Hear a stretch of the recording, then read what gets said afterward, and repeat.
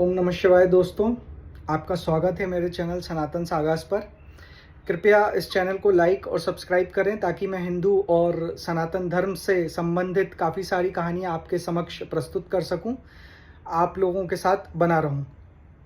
आज की कहानी है हमारी भगवान शिव से रिलेटेड है। ये शक्तिपीठ के बारे में है कि शक्तिपीठ है क्या और इनकी स्थापना कैसे हुई। तो मैं थोड़ा कहानी को थोड़ा पीछे लेके जाता हूँ, बताता हूँ कि शक्तिपीठ है क्या। जब भगवान शिव की पहली शादी हुई माता सती के साथ, आदि शक्ति के साथ, तब एक बार की बात है कि माता सती के जो पिता थे दक्ष, प्रजापति दक्ष, वो भगवान शिव को पसंद नहीं करते थे, वो उनसे नफरत करते थे काफ़ी। तो उन्होंने एक यज्ञ प्रारंभ किया और उस यज्ञ में ना तो महादेव को भोग चढ़ाया और ना ही उन्हें बुलाया। तो जब उन्हें नहीं बुलाया तो माता सती को लगा कि मेरे पिता हैं, मुझे तो जाना चाहिए। तो भगवान शिव ने उनसे कहा कि सती, यदि तुम्हें अपने पिता ने नहीं बुलाया है तो तुम्हें नहीं जाना चाहिए। जहाँ हमें नहीं बुलाया जाए हमें वहाँ कतई नहीं जाना चाहिए। पर माता सती ने बोला कि मेरे पिता हैं, मुझे जाना चाहिए, आप मुझे आज्ञा दें। तो भगवान शिव ने बोला ठीक है, अगर तुम इतना हट कर रही हो तो तुम जाओ। और माता सती के साथ उन्होंने बहुत सारे गणप्रेत, 12 लाख गणप्रेत, नंदी, भृंगी, अपने जितने भी गण थे सबको साथ में भेजा। उनको सजा धजा के ढोल ताशों के साथ एकदम अच्छे से विदा किया। माता सती पहुंची दक्ष के यहाँ। दक्ष ने ना तो उनका स्वागत किया ना ही सत्कार किया, उल्टा वो भगवान शिव को बुरा भला कहने लगा।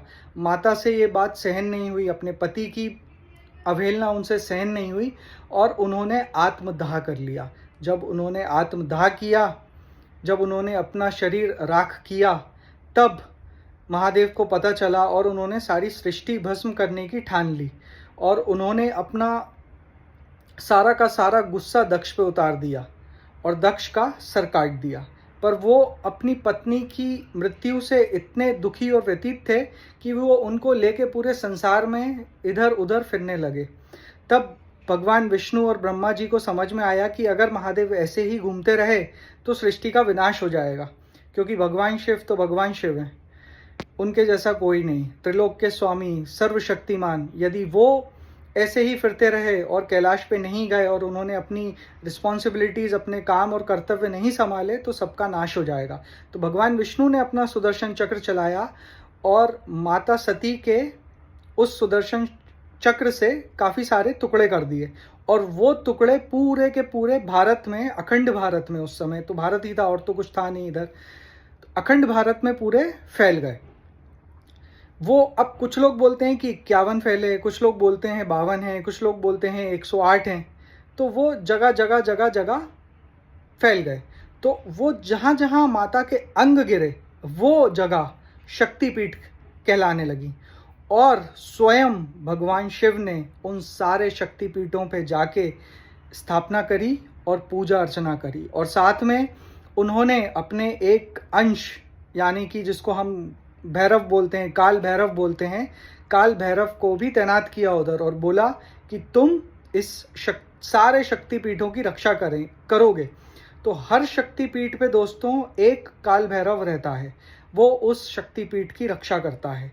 तो यदि आप कभी भी शक्तिपीठ जाएं तो माता को तो प्रणाम करें, उनसे आशीर्वाद लें, लेकिन साथ में काल भैरव को भी प्रणाम करें और महादेव से भी आशीर्वाद लें, क्योंकि ये वही सारे शक्तिपीठ हैं जहाँ पे जाके स्वयं भगवान शिव ने जाके पूजा और अर्चना करी। मुझे नहीं पता कि भगवान शिव ने किस मंदिर में जाके पूजा और अर्चना करी होगी किसी और, लेकिन सारे शक्तिपीठों में जाके करी होगी। क्योंकि दोस्तों हमारे भारत में बहुत अनोखे और बहुत अच्छे मंदिर हैं, पर कुछ ही ऐसे मंदिर हैं जहाँ पे खुद भगवानों ने स्थापना करी है। समझ रहे हैं ना आप? जैसे भगवान राम ने रामेश्वरम की स्थापना करी थी, वैसे ही भगवान शिव ने शक्तिपीठों की स्थापना करी है। भगवान कृष्ण ने भी हो सकता है कुछ मंदिरों की स्थापना करी हो। तो वो मंदिर जहाँ पे खुद त्रिदेवों ने जाके स्थापना करी हो और पूजा करी हो, वो मंदिर तो भैया जाने लायक हैं और उधर मत्था टेकना बहुत ज़रूरी है। तो जितना भी जल्दी हो सके अपना प्लान बनाएं और शक्तिपीठ जाएं और माता के सामने सर झुकाएं। हर हर महादेव।